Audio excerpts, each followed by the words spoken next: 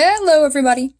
So, I was called to come in and do a reading, and the first card that I pulled asking about, basically, why am I here? Why am I sitting at this table? What message needs to come through?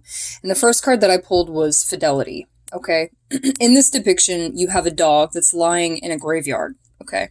And this card, it spoke to me the other day, but today is when it really kind of lit up.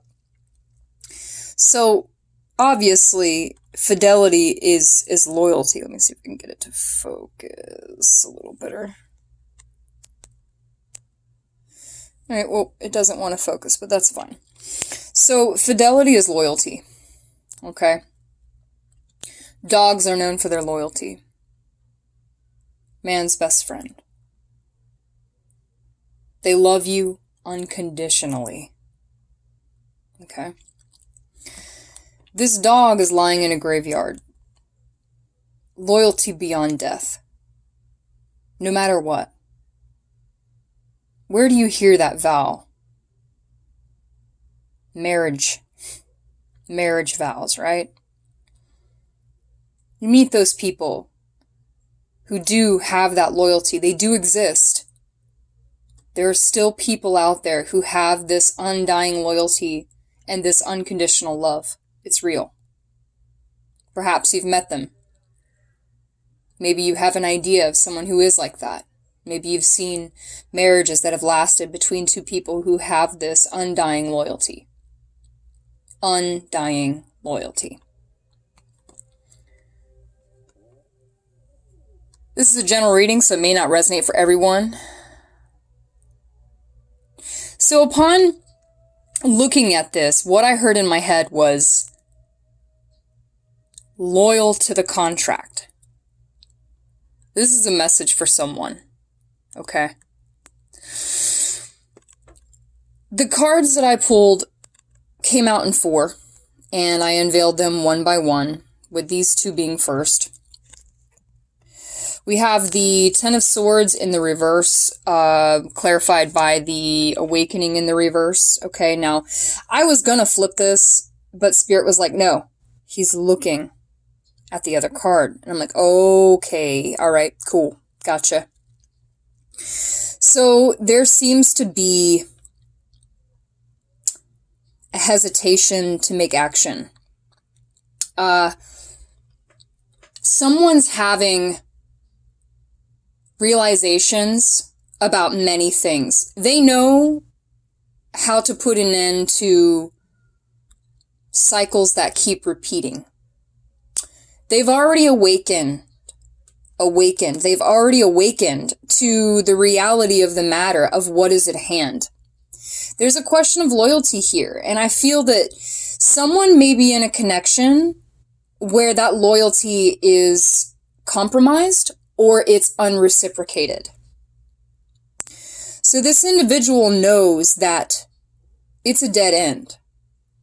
And although their loyalty is bound by hope, with the benefit of the doubt for change, they already know that this is essentially going to come to an end. It has to end. Because there's a question of feeling unstable. And the thing is that with this realization, this awakening, they cannot ignore it. It's a message that keeps coming up for them. Whoever this is, it's confirmed by the monarch. And the monarch is the emperor. The emperor is the one who has to make a decision. And he's looking away because, again, it's like he knows it'll bring stability. It'll bring the end of drama. The end of uncertainty. Because when the emperor stands alone, and he stands in his truth, then he stands in his power. His loyalty is true. Obviously, the emperor is in the right place. Like, you've got, whoever the emperor is, they've got the right idea. And it's understandable why, it's hard to let go of things when we're so loyal, you know, I can speak from experience. I mean, I'm so loyal to the point where I will, I will stay until somebody forces me to leave, you know, and usually it's them doing it, or, you know, that was my old me, but I know that loyalty. But the Emperor is facing away from the King of Pentacles. He's yet to make this into reality. He's yet to bring this connection to an end. But the thing is that the universe is kind of, again, the Emperor cannot get this realization. It's a constant reminder in his head that it needs to be done. And if he doesn't do it, well, it's going to happen anyway. But it looks like the Emperor is going to make action. Going to take action. Because in his stable state, he knows what needs to be done in order to feel like the King of Pentacles again, to feel like a balanced emperor. And that's really kind of what he's looking away from, is knowing that he has to make this difficult sacrifice in order to create something stable for himself and his life, for him to feel secure, to feel like he doesn't have to question whether his loyalty is true or that his loyalty is being reciprocated. It just sounds like the Emperor, the monarch here, is outgrowing his situation and he's just kind of delaying it, but it looks like he's about to up the ante.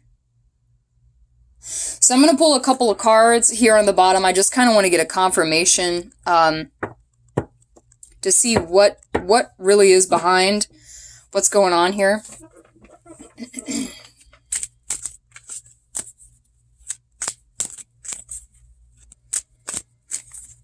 Because it feels like a certainty, even though there is delay, but it's like, is he going to actually, I mean, it's free will no matter what. But I think that this individual knows that if they don't make a decision soon, like, it's going to blow up. Yeah, and I'll just let those be. So we've got exactly what I said, and it landed on top of the Judgment card and the Death card. I mean, the King of Pentacles here. So we've got Awakening, which is Judgment, in the reverse, and we've got the King of Pentacles here. And then Death, resisting transition. So that's simply it. Like, if they only knew, like, the fact of how much different their life would be, how much more stable they would feel if they only just started the process of getting this over with, you know, and moving beyond this Ten of Swords, because there's so much more beyond the transition. And that's the hardest part, is, you know, going headfirst into the challenge when you're fearful of the unknown, when you're fearful of being alone. But the thing is that in order to become this balanced emperor, they're going to need to release themselves from these outdated cycles and then, you know, really reflect and process the lessons that this outdated cycle has taught them once they are alone, once they're done with the cycle, and they stand in their own power, they stand in their own truth. Then that's what I see as like a real awakening coming, and this stability ensured.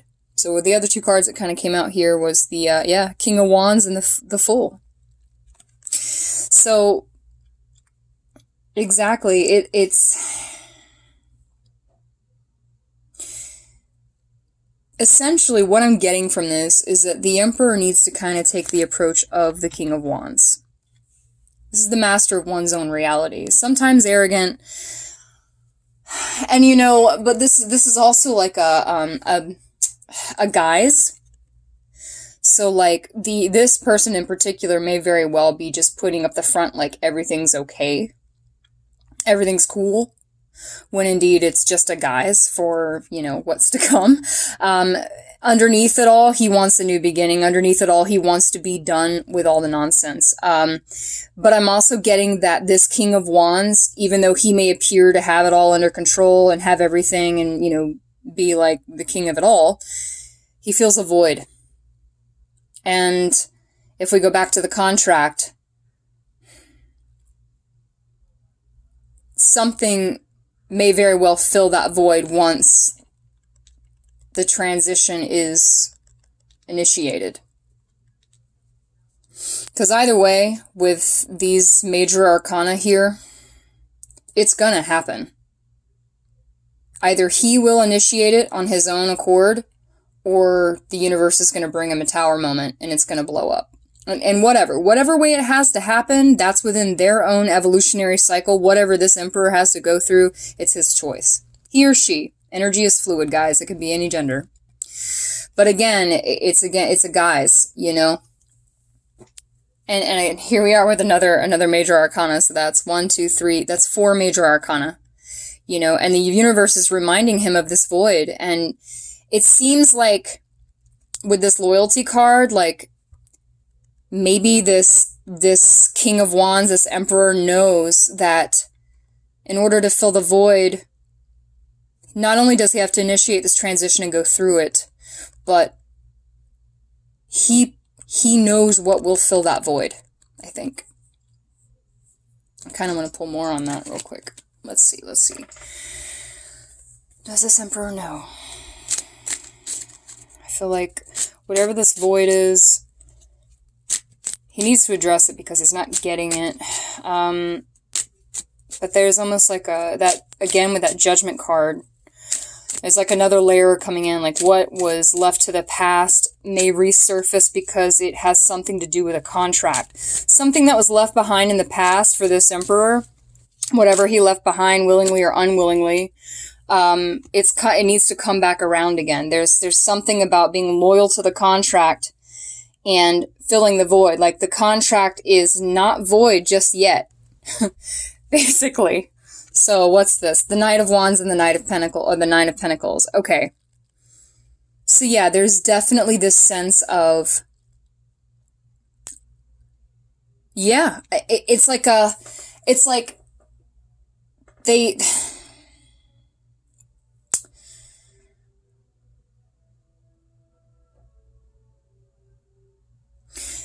they need to liberate themselves, okay? The Knight of Wands is a very fast, impulsive movement, but it's a purpose. Like, this Knight of Wands has a purpose, you know? A lot of readers will associate this card, and it depends on the context, it depends on the energy. A lot of readers will associate this card with lust, you know, like the player energy. But the thing is that there is like and the lightning bolt's talking to me, so this is going to happen really quickly. Like, there's going to be an initiation again. It's just going to be really fast. And this Emperor is going to redress some things and liberate himself from whatever this Ten of Swords is. And honor his loyalty to the contract. Okay? Take what resonates, guys. This isn't everybody's reading. Okay? But this is the specific message that's coming through.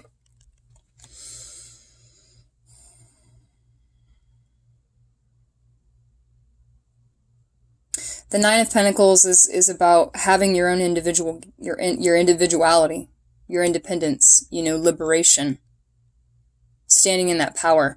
And there's a strong desire to liberate oneself from one's burdens in order to fill up their own cup, to become that real King of Wands, to stand as a balanced Emperor in stability in this world, you know? And again, there's this void, like, it's like, I'm almost getting to that even this Nine of Pentacles could pertain to someone or something else.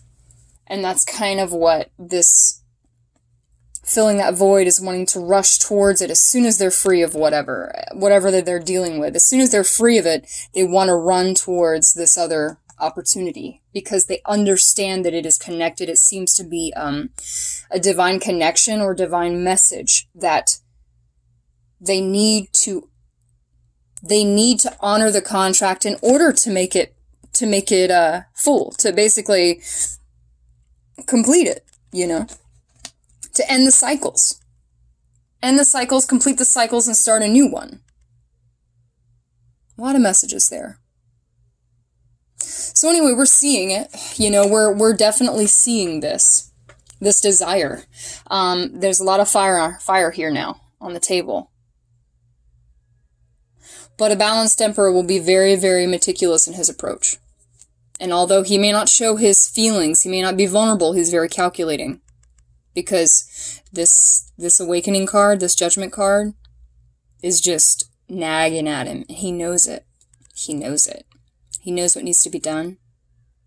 He knows that he needs to propel forward and honor his loyalty to the contract.